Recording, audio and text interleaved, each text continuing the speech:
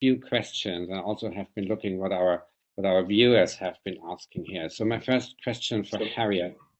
Harriet, you have been presenting now how brands create this narrative to communicate with the consumer regarding what they are doing in the sustainability field. My question is now, is this enough?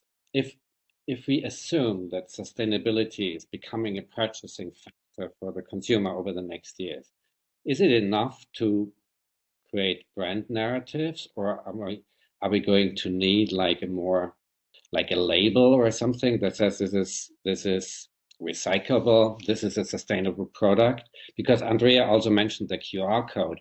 So is it necessary maybe to even have a third party institution involved to create a system of QR code, and that the consumer knows this has been from sourcing to the point of sale, been following sustainability guidelines? You think this will come?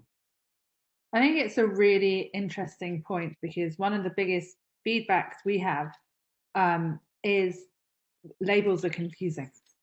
Yeah. How do you know? How do you trust in one? How do you not trust in another? What does one mean? Some might say completely transparent, but what do they mean by transparent in the supply chain? Do you mean just to level one, which is where it could be that your garment is labeled, or do you mean right back to where the raw materials are found?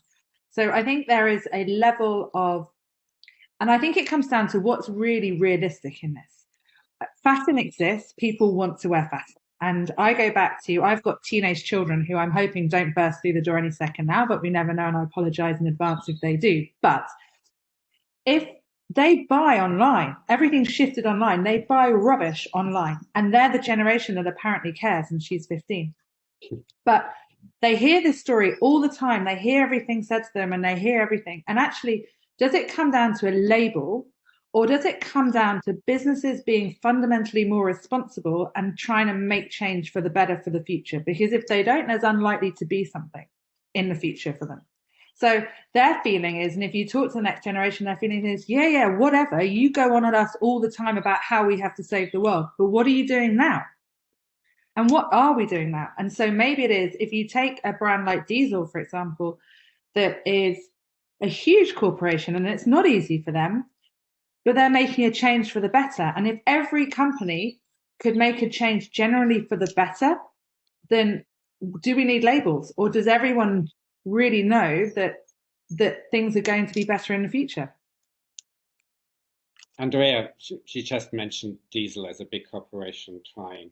You see this coming, or what are the challenges if sustainability becomes a buying decision factor?